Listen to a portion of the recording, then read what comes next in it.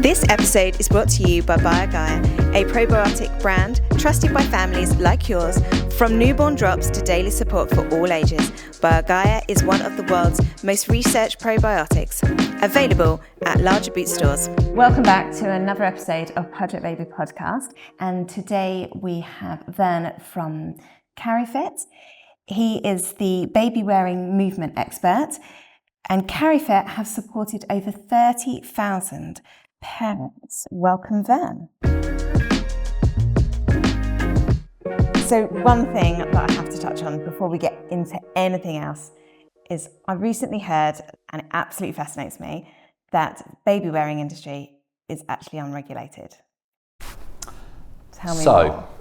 You're kind of right, and there's a few strands to this, so we'll unpick them one by one.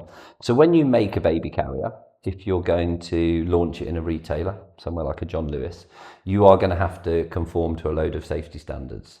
And in theory, if you're going to import your baby carrier and sell it direct to customers, you should conform to a load of safety standards. And there are certain safety standards around, for instance, the strength of your buckles, the toxicity or non-toxicity of fabrics, and the general kind of robustness of the carrier so that it's deemed safe to put a baby in it. So that's one aspect of it. Now, one of the things that's definitely been happening is a rise of, let's call them shipped from far away products that are activated through social media, often with loads of people suddenly using them, and that you can just click and buy, for instance, on TikTok. Now, often those products have gone through no safety regulation. So if they're in store, they go through these safety checks, but what you're saying is that if they are purchased just through social and they're only available on social, those are the ones that haven't been through or may not have been through these safety checks. Those are the ones that you certainly want to be super wary of. So for instance, to get the CariFit into John Lewis, there is an absolute host of things that you have to prove, as alongside all of your safety certifications, your supply chain, all those kind of things. To sell somewhere like that reputable, you have to be really robust. You have to know how your product's made, where all the parts come from, and that they've all passed their relevant tests. If you are just buying something activated on social, or you're buying something you suspect might be a copy of a real brand, which is increasingly happening on places like eBay, then you can reasonably assume that those carriers have gone through absolutely zero safety testing. And actually, we've had a few incidences, I don't know, other well-known consultants have talked about this, where they come with no instructions. They smell pretty funky. They've clearly been shipped from far away and boxed up for ages. They don't have safety or warning labels on them. So it's a little bit of the Wild West. So there's that part of it. There's the physical carrier part of baby wearing. Generally, when you're buying from a big brand or a really reputable brand, it's going to have been robustly tested, and that's what you want. Now, the interesting nuance within that is that our weight limits are self-declared. There's no kind of governing list. So we can say that a carrier is suitable from newborn, but most consultants and anybody trained in baby wearing will straight away know that that is too big for a newborn. So therefore it opens up a small degree in my opinion, of risk, because that carrier won't fit your baby yet. So the second part to this is what brands are telling people on pack, on socials, through influencer activations, might not be accurate and relevant to actually the age and stage of baby you want to put into it. You know, one of the biggest, most expensive carriers in the world doesn't readily facilitate forward-facing baby wearing, but it's something that you see crop up all the time. So there's a real balancing act for people to do their own research. Ultimately, you are going to put the most precious thing you will ever have in this device. So you need to know it's been tested, know that it's strong and robust, comes from a reputable company. And is all of that on your packaging then? So on our packaging, for instance, if you flip over our box, all of the safety standards that we conform to. All I'm thinking is that how do my readers and my listeners know that what they're buying is 100% safe? So I think there's two things there. If you can find that product at a really big name retailer, then you can be pretty sure that's gone through robust safety checks. Because I'll tell you for nothing, John Lewis aren't putting something on the shelves that's not done it and not conform to the safety standards required. Now, whether that brand's still got the messaging right around who it's suitable for, that's entirely different, but it will have gone through the material tests, the strength tests, the durability tests that it should have.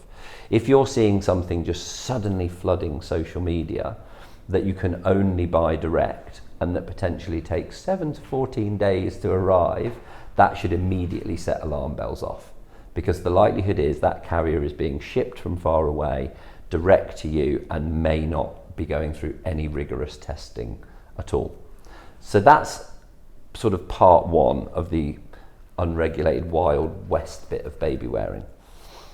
The second bit is that there is no kind of uniform governing body or qualification for consultants or experts in baby wearing. There are some amazing organisations and some incredibly passionate and well-trained and well-informed baby wearing educators out there, but there's also no overarching governance of it all. So you get this really big spread of people that are passionately interested versus people that have had huge amounts of training, huge amounts of exposure to people, and so you get this big spread of advice, and a lot of it is rooted in personal preference and opinion.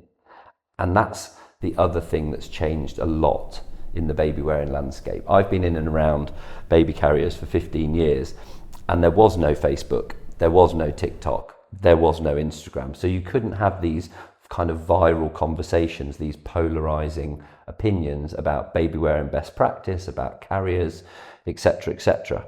And the other thing that we've seen on social media is this rise of massive geographical preferential difference. So in certain countries, they just will never agree with forward-facing baby wearing. Now that can really worry some parents. And because there's no overarching sort of governance or governing body that says actually it's fine in this circumstance, everything then becomes opinion or anecdote. And so what all of these things have led to is this really kind of muddied water for parents to choose a baby carrier, and it really shouldn't be that complicated. Yeah. So I would go a known brand with a traceable product. If you can get it from them direct and you'd rather support the brand direct, brilliant, I totally get that. But if it is listed in a big retailer, it's going to have gone through lots of checks, but also they should be on the pack and they should be visible on brands' websites.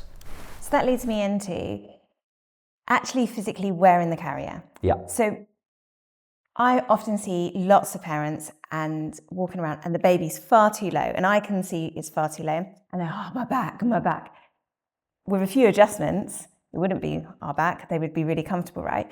So how do my listeners and my readers know that they're wearing their carrier correctly? So it's really a fascinating thing.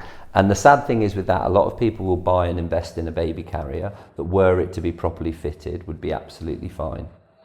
Now, there are lots and lots of brands out there, influencers out there, and people who have an audience that will tell you there's something wrong with your baby carrier. And actually, often that's not the case. As much as I would love everybody to buy a CariFit carrier, I'm far happier to optimize the fit, for instance, in a CariFit class, of what you've bought first. And then you can see how it should fit and how it should feel. Because most carriers, the reality is most carriers from most reputable brands are going to be degrees of good. Now, whether they fit you optimally, whether they fit your baby in that moment and age and stage, that's all up for debate. But we can always optimize the fit of what you've got. So to do that, it's very, very simple. The first thing your baby should always be is kissable. If you can't readily kiss the top of your baby's head, then the likelihood is that baby is too low on you. And the way to remedy that is to simply boost them up by putting your hand or your arm underneath their bottom in the carrier. Boost them up until their head is kissable, and then look for where all the slack is in the straps. Now, if you've used a stretchy wrap, there'll be loads of slack in the wrap that you need to tighten up. So it's the quickest and easiest check for any carrier. Now, immediately it means that carrier is being used properly, your baby's in a safer position, and to your first point of, oh, that's hurting my shoulders and my back, for most people, that will go a long way to remedying that. Now, within all of that, there's nuance around how adaptive a carrier is, whether it's going to fit you and your partner as well, whether it is a true newborn carrier or whether baby needs to wait and be a bit bigger. But you can always optimize the fit of the carrier you've got. And it's a real tragedy when parents buy something and then they don't get or can't access support to optimize the fit of what they've got. And so they go looking to buy something else before they properly understand how what they've bought works. Okay, yeah. And the importance, you just touched on dads wearing carriers. Like, it's so important, right? It's huge. Yeah, I mean, it's one of the amazing things. There's an awful lot as dads that we can't do early on and we can't help with. There's a lot, of course, that we can. Baby wearing, I think, is one of the easiest, most important, significant wins for dads. It does a couple of really amazing things to make us quickly useful, particularly to mum. So when a dad wears their baby, it really boosts something called caregiver sensitivity. So caregiver sensitivity is a precursor to secure attachment. And we all know how vitally important that is for healthy children and healthy, happy parents and relationships. So when we wear our baby as a dad, we get to understand their squirms and their squiggles, their noises, their farts. We get to recognise when they've pooed themselves, when they're hungry. And all of these little things we learn because they're right there with us, so we can feel them. But also we start to have a similar calming effect on them as mum. So evolution tells us that a baby's favourite place to be in those formative months, whether we like it or not, and regardless of our own familial setup, is with mum. Now, dad can be a really close second, and baby wearing can really help to make that a reality. So particularly for families perhaps that have adopted or same-sex families, baby wearing is a massive win because it gives us all a chance to form that similar secure attachment and bond that mum has. And it makes us very calming to baby. And that really makes their future mental health very robust. It helps them to develop physically. But as I say, for dads particularly, it immediately makes us useful. And most dads are better on the move. Yeah. And what I mean by that is, as dads, we know that when we put our baby on and we move, particularly if we just go out the door for a walk, we feel more relaxed. We feel useful. We feel like we're contributing something. So it's not just a win for baby, but it's a really big win for dad's mental health as well during those early months. Yeah, mental health is such a huge importance to lots of people, but it's really, really important to myself. I suffered with postnatal depression. I don't shy away from the fact that that's what happened. And I didn't really baby wear, but equally, I wish I had. And I do know from lots of research and from speaking with lots of other parents who have worn their baby through those difficult times, actually how much it helped them get that bond that they felt they were lacking or anything. And equally, mental health for dad too. So mental health for both mum and dad. Mental health for both mum and dad. We know from a couple of studies that have been done into CariFit that doing CariFit just for 8 weeks has a massive measurable impact on all 4 classifications of postnatal anxiety and postnatal depression. And we know anecdotally from all the dads that we've surveyed that baby wearing makes them feel calmer. Anytime your household is calmer with a new baby, everybody's mental health is going to be better. If we're getting some more sleep, if our relationship with our other parent is better, and if we feel like we are bonding with our baby, those are huge, huge mental health wins. So it's absolutely vital. Now, the other thing that baby wearing does that's really fascinating is it opens up a world of movement possibility. So if we stripped out the fact we'd had a baby and we just wanted to boost somebody's mood, what would we tell them to do? Go for a walk. Go for a walk. Go and do a workout. Move your body to boost your mood. Go and get in some green space. Walk through a forest. Shade bathe. All those kind of things. Now imagine doing that whilst having a hug with something you can't imagine how much you love. So the dual impact of baby wearing plus movement is, I believe, the biggest mental health win that new parents, mums and dads can experience. So that's the one thing CariFit are really good at, is the fitness side. You've got the app. Tell us more. So, I mean, I think CariFit really these days, it's about baby wearing movement. It's this term that we constantly refer back to. Whatever kind of physical activity you're into, whether it's walking, hiking, dancing, working out, hopefully, CariFit's here to support you. And that's why we created our carrier. That's how we designed it, to support parents that want to move more. Now, the app is whole ecosystem of care that supports that. So a lot of new mums will have concerns about what they can do, when they can do it post-birth. So the app is designed to support that whole journey. So it starts with medical care with a GP and a paediatric consultant, and then it's women's health physio, it's core, it's pelvic floor, it's reactivation of those key muscles like your transverse abdominis. And then we move you into CariFit Babywearing workouts. So for 8 years we've been teaching those. We've taught 30,000 parents.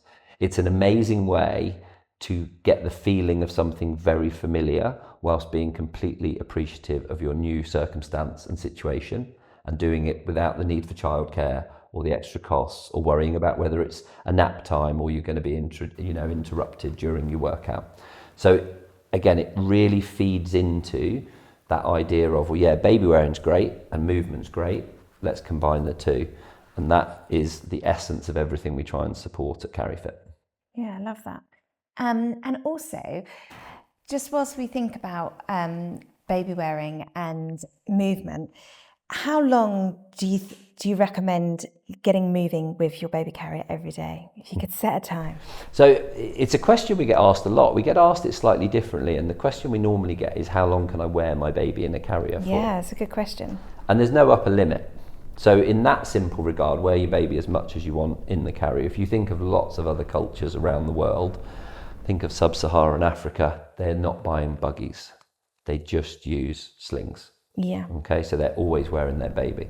Now, in terms of exercise, in terms of movement, it really depends on the type of movement, your own capacity for that movement, and where you are on your recovery journey. So, for instance, our CariFit workouts are never longer than 30 minutes. We know that's a perfectly acceptable amount of time to get a really good outcome, to feel like a real workout, but we're not going to overstress and overdrain the tanks of somebody newly postnatal.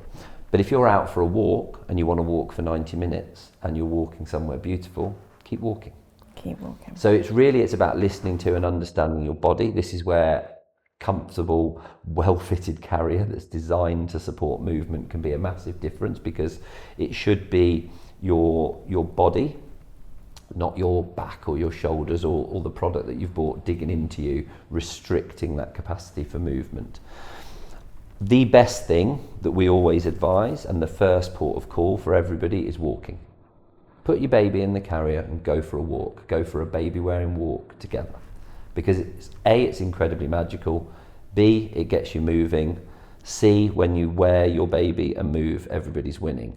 And D, and I've said this for years, nobody will remember the first bit of road they pushed their baby down in a buggy. Everybody will remember the smell off the top of their baby's head from their first baby wearing walk, because it's a very visceral parent memory. Yeah, so great. Go for a walk with your baby in the carrier. As a parent, you want to do everything you can to help support your little one and their tummy. BioGaia Protectus Baby Drops are a probiotic supplement that's suitable from birth. Just 5 drops a day on a spoon, simple, gentle and easy to use. BioGaia is one of the world's most researched probiotics, and it's not just for babies. There are options for children and adults too, all designed to support the natural balance of gut bacteria. So whether you have a new baby, toddler, or looking for gut support as an adult, BioGaia is with you every step of the way.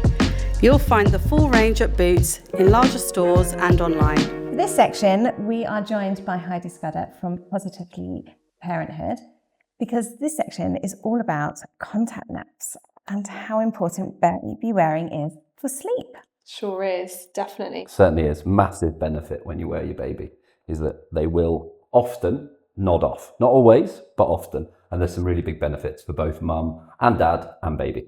Yeah, definitely. It's hugely important. And I think also, as you add more babies to the mix, if you like second babies, third babies, we could go on to how that can be really beneficial, not just for the baby, but for the whole family, and making life easier too. So, do you want to share some of the main benefits? Do you want me to? Well, I'll tell you what, let's do the practical bit first. So how do you get your baby to go to sleep in the carrier at different ages and different stages? Now, in those first 4 months, in that kind of classic 4th trimester, it's actually really, really simple to get your baby to go to sleep in the carrier. We feed them, we change them, we strip a layer off them. Win them. we wind them, and we pop them in the baby carrier, and then most crucially we get moving. It's the movement and the proximity to a primary caregiver that will help your baby settle and quickly go to sleep. So it can be a massive win for lowering the stress in a household. It's an amazing way for dads to get out the door and feel useful with a calm baby attached to them. It's great for grandparents. It's very, very simple. This is where your baby wants to be. It's where they're designed to be, close to us. So if they're fed, they're changed, they're not over hot, and they've been winded. And they're not awake for too long, too little. That whole awake window vibe is good to take into account too. Then they're most often going to nod off. Yeah. And then the big benefits of that, it's great sleep for them, but it can also help them to learn to stack their sleep cycles, which I'm sure Heidi can tell you much more about than I can. Exactly, because in the fourth trimester, there's so many different factors involved. So their comfort is a really big one, and that is like their tummies, how their tummy's feeling, the air intake, whether they're feeling bloated or not, and all of those things are so like fine tuned in the fourth trimester. So if they are like a bit refluxy, a bit uncomfortable, just finding sleep difficult, not just because they want to be on you, but for the other reasons too, then those sorts of babies often won't sleep on their backs at all. And that's when actually putting them in a carrier and getting that rest, if they find sleep difficult otherwise, can be really, really beneficial. It means that at least they're getting the sleep, and it doesn't really matter how they get that, whether that's on you or whatever else. So yeah, really, really useful. And then the other thing I'm just thinking of is actually if life is just really busy and you've got other children, for example, like with my third, she had all of those things I just talked about with the tummy issues and the reflux, and she was a third baby. So she wasn't going to have a nap in her cot because we were on the school run. Equally at 3 o'clock or 3:30 when she's due her like kind of last nap, we were also on the school run. You're out and about a lot more. So I think a carrier, if I'm honest, I think they're really important for first baby, but the more babies you have, the more useful they become, because they just become kind of part of you, and you have to kind of just move around and get on with family life. It's absolutely true. They do become absolutely indispensable, and it's really then sad when people think, oh, my baby's gone off the carrier. So often when people are through that very easy kind of newborn, they always go to sleep. It's really consistent. It's very straightforward phase. A lot of people think that's their baby wearing days done. But of course it's not. We just know that babies change, their brain has changed, their physiology has changed. So how they're going to interact with the carrier and when they may or may not nap in the carrier changes massively. One of the big benefits that I've been talking about for years to clients and to mums that do CariFit is that your carrier has a second amazing life cycle around 12 months, 18 months, when perhaps your children are having some time apart from you and starting nursery or childcare, and that actually using your carrier for pickup rather than putting them in a buggy can be a massive win, and they might often relax and have a nap at that age as well, which is really magical to have a bigger, heavier, more solid, more interactive baby napping on you. It's a really incredible experience. Yeah. And I don't even think, I'm just thinking like 5:30 and you've gone back to work as a mother and you have missed your baby all day long. And let's be honest, like a lot of mums don't get the choice as to whether they have to go back to work or not. They do financially. Yeah. And one thing I do a lot of work on is returning to work and some corporate work around that as well. And I think one of my tips is look for that connection at the end of the day. And there's so much you can do either side of your work day. And one of them would be, if baby is still at that age where you can wear them, to take the carrier to pick up instead of the pram. And yeah, great for baby, obviously, if baby's been a bit it's full on, overwhelmed, stressed, etc.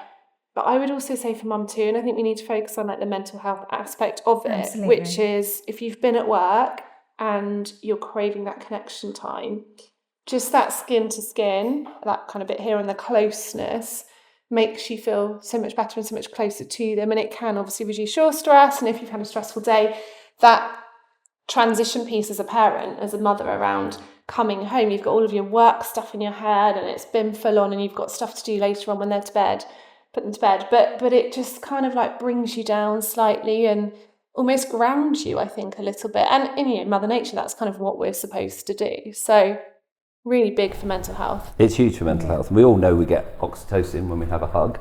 I'd imagine lots of people when they get home from work, whether your mum or dad, could frankly do with a hug. Yeah, if you've got absolutely. a baby who's absolutely going to melt into you and lap up that hug, it's a big win for everybody. So it really can lower the temperature of a household, and of course it can help with then nighttime sleep as well, because that baby has had a contact need, had a vital mental requirement met by parent, by primary caregiver. They've had some really close connection time. Yeah, definitely. And I've used it, my daughter's now 2 and a bit, but we've even used it in her second year kind of recently as well, where she's gone through like separation anxiety, or just, those days where they're like really, really clingy. She won't necessarily sleep in it now, but it's just, like again, running to school, and she wants to walk, but she doesn't want to go in the pram, and she wants to be on me, but oh my goodness, then just pop her in and off you go, and it can really, really help. But I think going back to that mental health, something that comes up a lot in sleep in those early months is how sleep and mental health are linked. And things like starting a routine, lots of parents want to do it, but then they're like, well, baby won't go down to sleep. So trying to encourage parents, I think, to think about sleep being okay to be on the go, rather than this idea of like they have to just be in their cot. I mean, don't get me wrong, I'm a massive advocate for setting up sleep early on in their cot. I think there's room for both, and I think actually the both done sort of alongside each other is actually a really beautiful sleep journey, because you have the option to be out and about, or have your hands free at home if needs to be in and put them down. So but those days where they are difficult and they just won't have the nap, mental health, getting outside in nature, reducing anxiety, calming for everyone. Ultimately, anything that's reliable, that's bankable as a parent, and you need as many tools in your toolkit as you can. Absolutely. So if you've got a baby that will sleep in lots of places, that's going to be a way easier baby on the whole family. And the fascinating thing about baby wearing and contact naps is, unlike a cot nap, and lots of people's sort of idea of a cot nap, is when you're napping in the carrier, babies don't require dark, they don't require quiet, they're not bothered by environmental noise. The proximity to you, your heartbeat, your smell, and the movement is enough to keep them settled. So it's a very different kind of sleep skill that baby is learning. And it is a really incredible tool, because it does mean you can get out of the house. If you're struggling with feeling isolating, it does mean you can go to a mum and baby class or a dad and baby class. So it's got a myriad of positive benefits. Absolutely. And it is surprisingly simple once you get your head round your carrier and the going into the carrier routine. I think the other thing that's really fascinating is sleep begets sleep, and I'm sure Heidi can elaborate on this, but a nap in the carrier doesn't take away from or have any detrimental impact on nighttime sleep or sleep in other places. Yeah, I think there's this whole kind of, existence of divisive opinions, isn't there, for parents, especially on social media. And it doesn't have to be all or nothing. So you don't have to have a baby who just naps in their cot to get a decent night's sleep. You also don't need to have a baby who you baby wear all day to be able to, for example, co-sleep at nighttime. They can coexist really, really well. And I think if you are an active person, someone who wants to be outside, there's no, clients will often say to me, well, can I still do pram naps or sling naps in the day, but still look at them sleeping in their cot during the nighttime? And the answer is yeah. Like, ultimately it's sleep. So I think just know that you can interchange the two. If you want to do sling naps all day and cot all night, that's absolutely great, fine. Obviously, you're probably not going to be using a sling at 2 a.m, although it's not unheard of for me to speak to clients who I'm troubleshooting sleep with who have had to resort to that, because it is the only way that they will settle. So just knowing you've got a choice, I think, and being able to interchange the two is really amazing. I've got some questions from our listeners and our readers of Project Baby. How many, and they mean months, should they carry baby for? Is there a limit? No. So again, culturally around the world, you'll see lots of babies that are worn well into toddlerhood. Often that might be out of safety, necessity, need to travel. The sweet spot for baby wearing is often kind of 0 to 18 months, and then your carrier use will change quite dramatically. So it might be something that bails you out of a toddler kickoff when you're going around a museum or through an airport. Might be something that you've got a poorly toddler and they just want to be held, so you dig the carrier back out. There really isn't. If you're both happy and comfortable and supported, you can continue baby wearing for as long as you like. There are some fantastic toddler carriers now. I would throw in there as well the kind of hiking style rucksacks. So another great way to move with your baby as part of your journey rather than apart from you. So you can do it for a lot longer than you think. What people need to understand is that how your baby interacts with the carrier changes dramatically, particularly through that first 12 months. So we can't treat a 9-month-old baby like we treated a 9-week-old baby. We can't just feed them now and chuck them in the carrier and expect that they're just going to settle down and go to sleep. Yeah, sure. By that age, they might be forward facing. They might want 30 minutes or 30 minutes of play on the floor before they go in the carrier and settle if you want them to have a nap. So we have to understand the age and developmental stage of our babies, and then we get that really extended product use, but also those magical extended memories, because of course when you're in those formative months your baby sleeps on you, and that's one amazing memory. When you're wearing a 1-year-old going through an airport and they're pointing and kicking and smiling at everything, that's a whole different set of memories, just as wonderful. Yeah. And another question I've got here is what age can baby forward face? So this isn't an age question. So everybody asks, what age can my baby forward face? And that's a bit like saying, what age will my baby crawl? It's different for every baby. So there are 4 things that we'd typically look out for, 4 markers that would indicate our baby's ready to forward face. So the first one is a size one. They've got to be big enough to make sure they can sit in the carrier. That's if the carrier is designed for forward facing. Sit in the carrier and not have any fabric covering their face or mouth. They should have a little gap under their chin.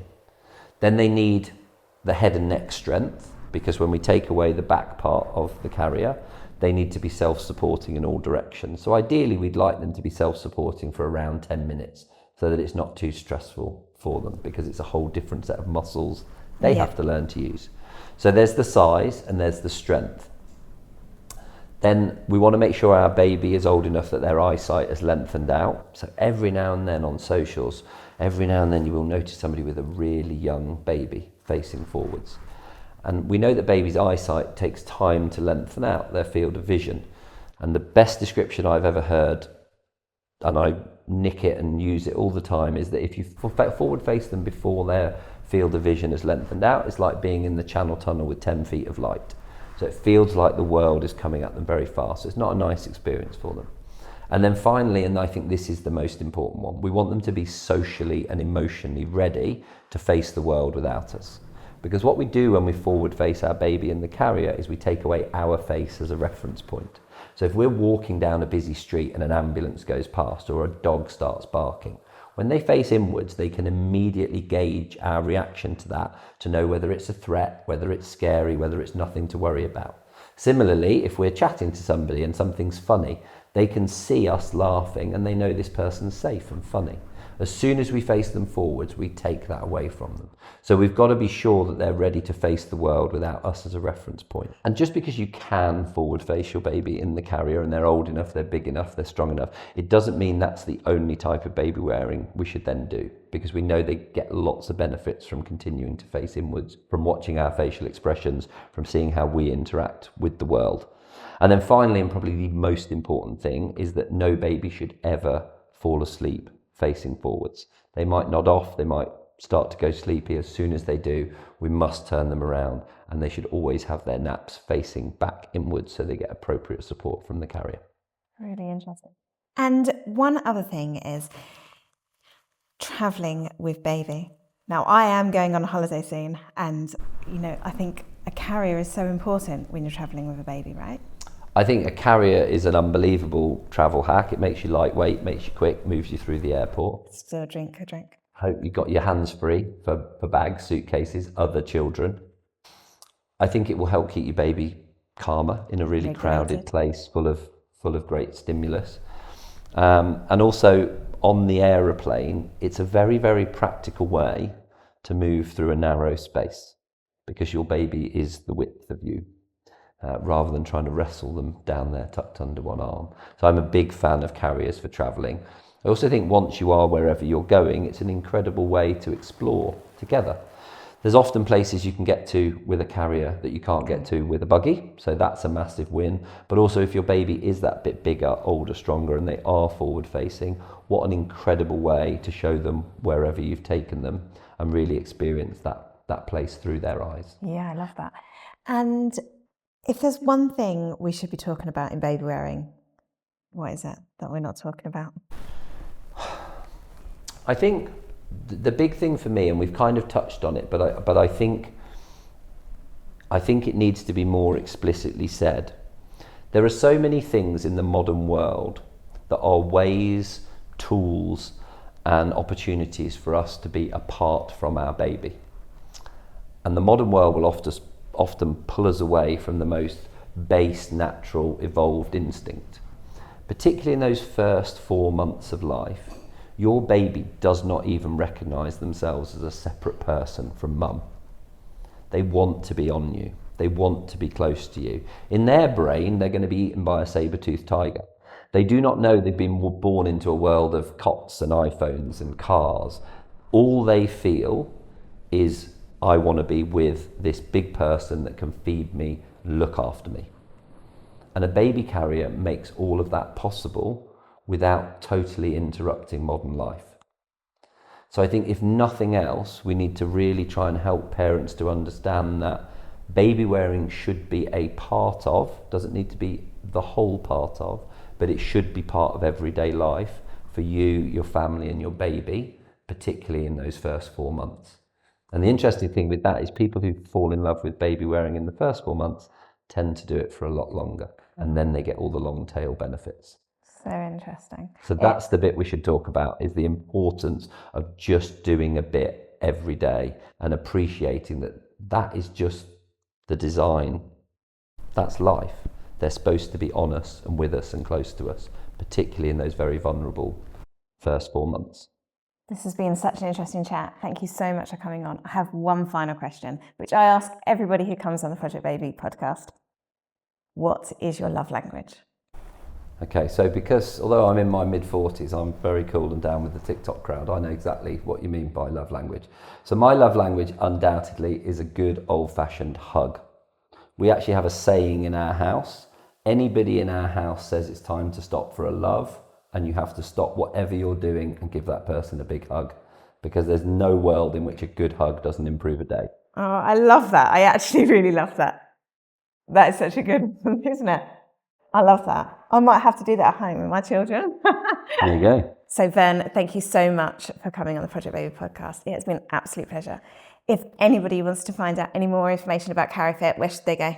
They can come onto our socials, which is just Cari_fit. You'll see us, we're well cool, we've got blue tick and everything.